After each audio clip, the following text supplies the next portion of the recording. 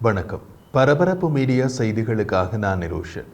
காசாவில் கட்டம் கட்டமாக போர் நிறுத்தம் மற்றும் பணிய கைதிகளின் பரிமாற்ற ஒப்பந்தத்திற்கான அமெரிக்க முன்மொழிவுக்கு ஹமாஸ் ஆரம்ப ஒப்புதல் அளித்துள்ளது. போரை முழுமையாக முடிவுக்கு கொண்டுவர இஸ்ரேல் முன் உறுதிமொழி அளிக்க வேண்டும் என்ற முக்கிய கோரிக்கையை கைவிட்டதாக ஹமாஸ் மற்றும் எகிப்திய அதிகாரிகள் சனிக்கிழமை தெரிவித்தனர். அதே நேரத்தில் முதல் கட்ட போர் நிறுத்தம் அமலுக்கு வந்தவுடன் இஸ்ரேல் நிரந்தர போர் நிறுத்த ஒப்பந்தத்தை தொடர்ந்து பேச்சுவார்த்தை நடத்தும் என்று மத்தியஸ்தர்களிடமிருந்து எழுத்துப்பூர்வமாக உத்தரவாதம் அளிக்க வேண்டும் என்று ஹமாஸின் கோரிக்கை ஒரு முக்கிய முட்டுக்கட்டையாக மாறலாம் என்கிறார்கள் அமெரிக்க மற்றும் இஸ்ரேலிய அதிகாரிகள்.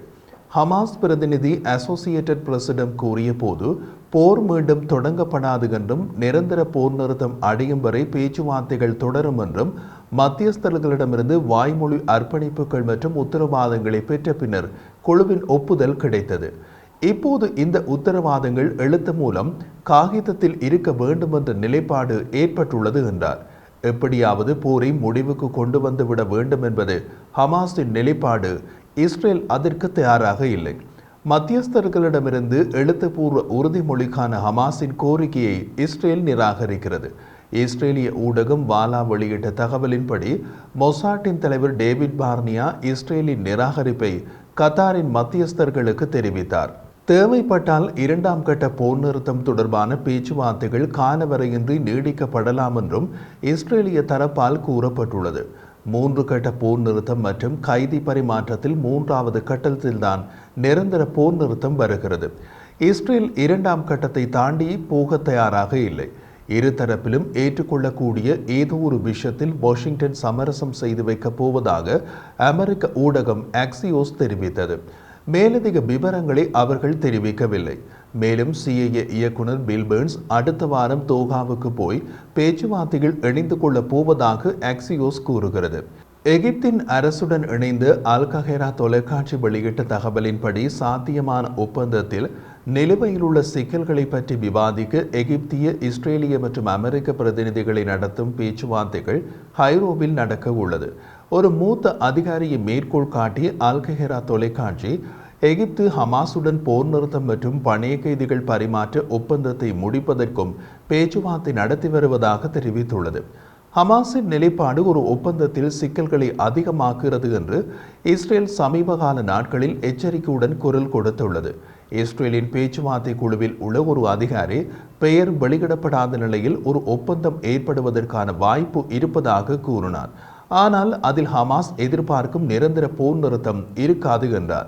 காசாவில் கடந்த 9 மாத கால போரின் போது ஹமாஸ் முன்வைக்கப்பட்ட நிபந்தனைகள் ஏற்றுக்கொள்ள முடியாதவை என்று இஸ்ரேல் கூறியதில் இருந்து இது சற்றே மாறுபடுகிறது. நேற்று சனிக்கிழமை இஸ்ரேலிய ஊடகம் ஹாரட்ஸ் இஸ்ரேலிய அதிகாரிகளை மேற்கோள் காட்டி இஸ்ரேல் புதிய நிபந்தனைகளை முன்வைத்துள்ளது.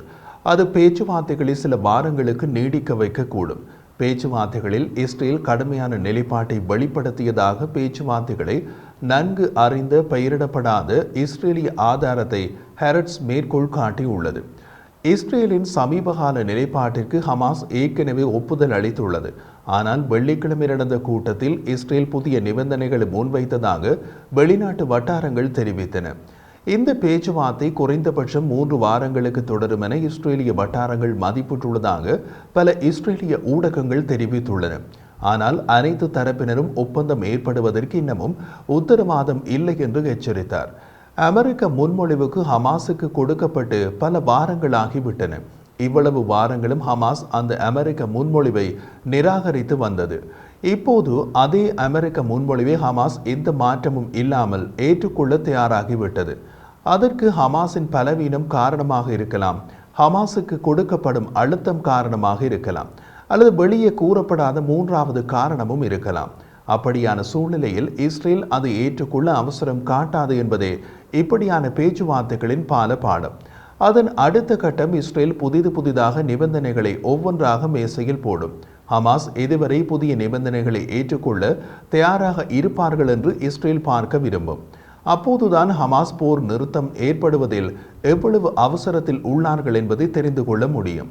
இஸ்ரேலின் ஒரு புதிய நிபந்தனை ஏற்றுக்கொள்ளப்பட்டால் அடுத்த நிபந்தனை மேசையில் வந்து விழும்.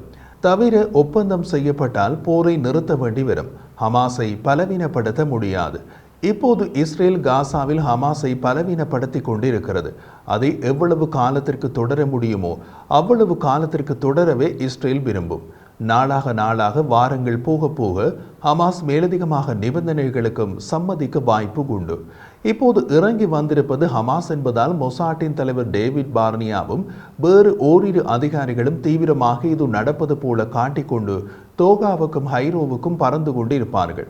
ஆனால் பிடிகொடுத்து எதுவும் கூற மாட்டார்கள். நீங்கள் கூறுவதை கூறுங்கள், அதை நாம் பிரதமரிடம் தெரிவித்து விடுகிறோம். அடுத்து என்ன செய்வது என்று அவர்தான் முடிவு எடுக்க வேண்டும் என்று இஸ்ரேல் திரும்பி விடுவார்கள். நேத்தன்யாகு முடிவு எடுக்க சில தினங்கள் அவகாசம் எடுத்துக் கொள்வார். கடந்த வெள்ளிக்கிழமை நடந்த பேச்சுவார்த்தையில் அவர்களது பயணப்பாணி எப்படி இருந்தது என்பதிலிருந்தே அதை புரிந்து கொள்ளலாம்.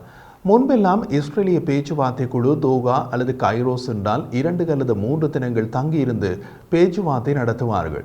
கடந்த வெள்ளிக்கிழமை மதியம் போய் இறங்கினார்கள். மாலையில் இஸ்ரேல் திரும்பி விட்டார்கள். இனி அடுத்த வாரம் மீண்டும் போவார்கள் என்று கூறப்பட்டுள்ளது. தேதி அறிவிக்கப்படவில்லை. இந்த மாயமான் விளையாட்டு ஏன் நடக்கிறது என்பதை புரிந்து கொள்ள அமெரிக்காவின் கட்டம் கட்டமாக போர் நிறுத்தம் மற்றும் பணைய கைதிகள் பரிமாற்ற முன்மொழிவு என்ன என்பதை புரிந்து கொள்ள வேண்டும். வாஷிங்டனின் கட்டம் கட்ட ஒப்பந்தம் முதலில் முழுமையான 6 வார போர் நிறுத்தத்தை உள்ளடக்கும். இது நூற்றுக்கணக்கான பாலஸ்தீனிய கைதிகளின் விடுதலைக்கு ஈடாக பெண்கள், முதியவர்கள் மற்றும் காயமடைந்தவர்கள் உட்பட சுமார் 30 பணைய கைதிகளை விடுவிக்கும்.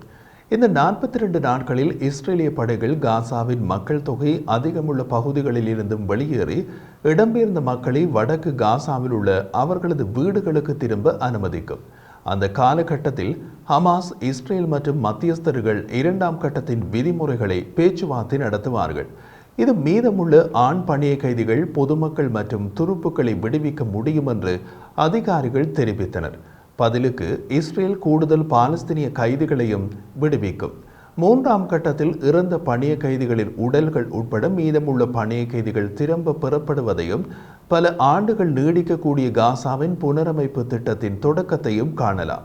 ஒப்பந்தத்தின் 2ஆம் கட்டத்தை மறைமுக பேச்சுவார்த்தைகள் தொடரும் வரை இடைத்தரகர்கள் தற்காலிக போர் நிறுத்தம், உதவி வழங்கல் மற்றும் இஸ்ரேலிய துருப்புக்களை திரும்ப பெறுவதற்கு உத்தரவாதம் அளிப்பதை இந்த திட்டம் உறுதி செய்வதாக ஹமாஸ் வட்டாரம் ராய்ட்டர்ஸிடம் தெரிவித்தது. காசாவில் ஹமாஸுக்கு எதிரான போரை மீண்டும் தொடங்குவதற்கு அனுமதிக்கும் விதத்தில் ஒப்பந்தத்தின் 1 மற்றும் 2ஆம் கட்டங்களுக்கு இடையிலான மாற்றம் குறித்த வார்த்தைகளை தெளிவற்றதாக வைத்திருக்க இஸ்ரேல் முயல்கிறது என்பதுதான் இந்த மாயமான் விளையாட்டு. ஒப்பந்தத்தின் ஆரம்ப 6 வார கட்டத்திற்கு இஸ்ரேல் இப்போதே தயார்.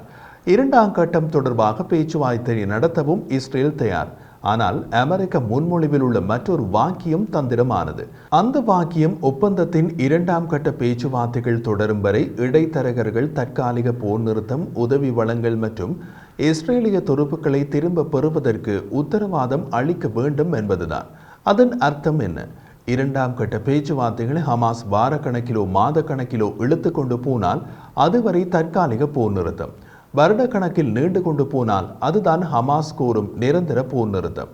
3ஆவது கட்டம் வரை போக தேவையில்லை. இஸ்ரேல் என்ன செய்ய விரும்பும் என்றால் 2ஆம் கட்ட பேச்சுவார்த்தையை இடையே இஸ்ரேல் முறித்துக்கொள்ள வசதியான ஒரு வாக்கியம்.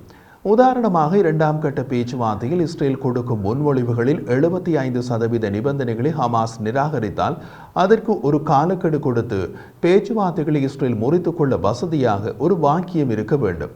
அது இருந்தால் போதும் ஹமாஸால் ஏற்றுக்கொள்ள முடியாத நிபந்தனைகளை முன்வைக்கலாம். உதாரணமாக ஒரு நிபந்தனை, காசாவின் நிர்வாக அதிகாரம் இஸ்ரேல் குறிப்பிடும் தரப்பின் கைகளுக்கு போக வேண்டும்.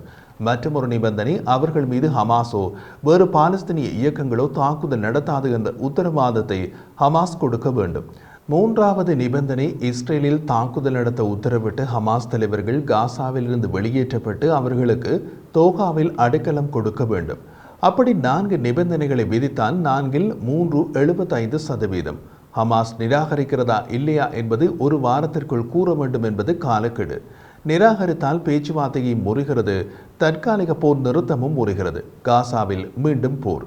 அதற்குள் அமெரிக்காவால் டொனால்ட் ட்ரம்ப் ஆட்சிக்கு வந்துவிட்டால் இஸ்ரேலை இழுத்து பிடிக்கவும் ஆளில்லை. இது தவிர வேறு விவகாரங்களும் உள்ளன. உதாரணமாக, காசாவில் வெளிநாட்டு படைகள் இருப்பதை நிராகரிப்பதாக ஹமாஸ் நேற்று அறிவித்தது. இது போருக்கு பிந்தைய பகுதியின் நிர்வாகத்திற்கான அமெரிக்காவின் சர்வதேச திட்டங்களை தடம்புரளச் செய்யும். தோகாவில் வெள்ளிக்கிழமை நடைபெற்ற பேச்சுவார்த்தையை தொடர்ந்து அடுத்த வாரம் கத்தாரில் தொடர்ந்து பேச்சுவார்த்தையை நடத்துவதற்காக இஸ்ரேலிய பேச்சுவார்த்தை குழுவை அனுப்ப பிரதமர் பெஞ்சமின் நேதன்யாகு ஒப்புக்கொண்டதாக பிரதமர் அலுவலகம் தெரிவித்துள்ளது. அத்துடன் தரப்புகளுக்கிடையில் இடைவெளிகள் நீடிப்பதாக அந்த அறிக்கையில் வலியுறுத்தப்பட்டுள்ளது. பேச்சுவார்த்தைகளை மீண்டும் தொடங்குவதற்கான நேதன்யாகுவின் முடிவு கூட்டணியின் தீவிர வலதுசாரி கட்சிகளை சீட்டப்படுத்தியதாக கூறப்படுகிறது.